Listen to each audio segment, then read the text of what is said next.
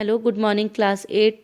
आज हम लोग करेंगे प्रश्न उत्तर कविता नंबर 10 जो हमने पढ़ी थी जीवन नहीं मरा करता, उसके प्रश्न उत्तर आज हम लोग करेंगे। पहला प्रश्न है आप लोगों का, जीवन नहीं मरा करता कविता के माध्यम से कवि ने क्या कहना चाहा है। उत्तर है आप लोगों का, जीवन नहीं मरा करता है कविता के माध्यम से कवि हमसे कहना चाहता है, संसार के दुखों से दुखी होकर रोना व्यर्थ है, बेकार है।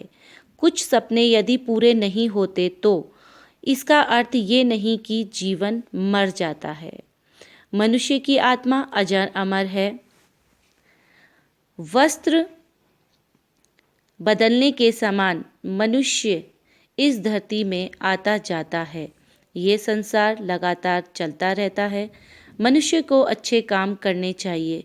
इंसानों में नफरत के बीज बोना अच्छी बात नहीं।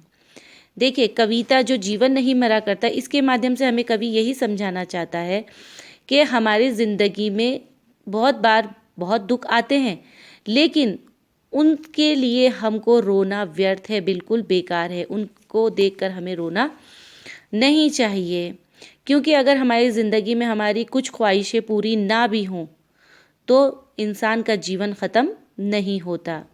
मनुष्य की आत्मा, जो हमारी अंतर आत्मा है, जो हमारी रूह है, वो अजर अमर है, वो कभी मरती नहीं है।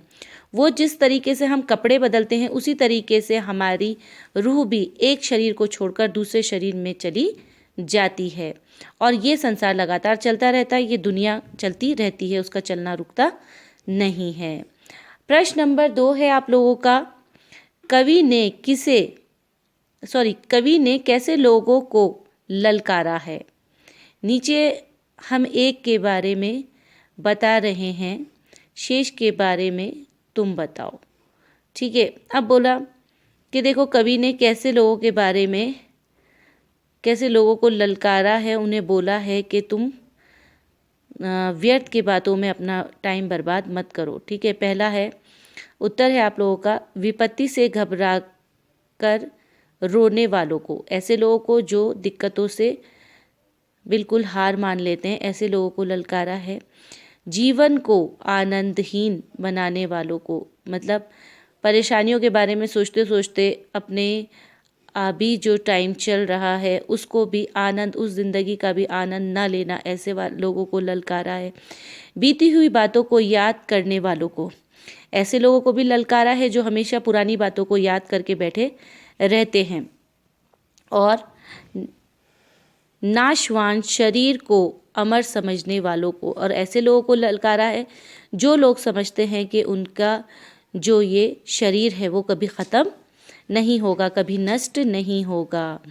उसके बाद है अज्ञान और बुराई का प्रचार करने वालों को, ऐसे लोगों को भी ललकारा है जो अज्ञानी होते हैं और बुराई को बढ़कर सहारा देते हैं। प्रश्न नंबर 3 है, कवि ने क्या क्या उदाहरण देकर हमारा हौसला बढ़ाया है। उत्तर है, कवि कहता है कि मुसीबतों में घबराना अच्छी बात नहीं है। इसमें निम्नलिखित उदाहरण देकर मनुष्य का हौसला बढ़ाया है। बहुत सारी एग्जाम्पल उसने हमको बताए कि जिससे मनुष्य का हौसला बढ़ता है। जैसे उसने एक बोला, कुछ सपने न भी पूरे हो तो भी जीवन नष्ट नहीं होता। अगर कुछ ख्वाहिशें पूरी नहीं भी हो तो हमारी ज़िंदगी ख़त्म नहीं होती। दूसरा है, दुख में भी सुख की अनुभूति करनी चाहिए। हमें अपनी परेशानियों में भी अपने लिए खुशी को ढूंढना चाहिए। पतझड़ आने का ये अर्थ नहीं कि उपवन खत्म हो जाएगा। अगर बगीचे में पतझड़ आया है, सारे पत्ते झड़ गए हैं पेड़ पौधों के, तो इसका मतलब ये नहीं होता है कि आने वाले टाइम में उसमें फूल नहीं खिलेंगे। अंधेरा खत्म होगा और सुबह की धूप निकलेगी।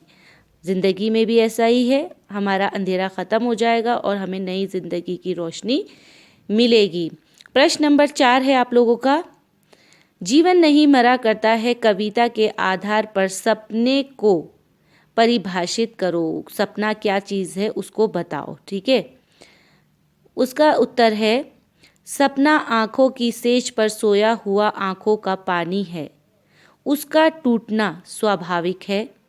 ये जवानी की कच्ची नींद खुलने के समान है। देखो, सपना क्या है? सपना यही तो है, हम लोग सोते हैं, आंखें बंद होती है तभी हमें सपने आते हैं। खुली हुई आंखों से तो कोई सपना नहीं देखता। तो ये हमारी आंखों का एक पानी है जो हमें नए नए सपने दिखाता है, और इसका टूटना स्वाभाविक है। इसको टूटना तो है ही, जैसे इंसान उठेगा वैसे ही इसका सपना टूट जाएगा। ये उस तरीके से है जिस तरीके से जवानी में कच्ची नींद खुलने के समान। आज हम 4 प्रश्न उत्तर करेंगे। उम्मीद करती हूँ इसको आप लोग अपनी कॉपी पे अच्छे तरीके से लिख लेंगे। आप लोग संडे को अपनी कॉपियाँ चेक करने के लिए व्हाट्सअप करेंगे प्लीज़, और अपने हैंडराइटिंग पे बहुत ख्याल रखेंगे। ठीक है, ओके, थैंक यू।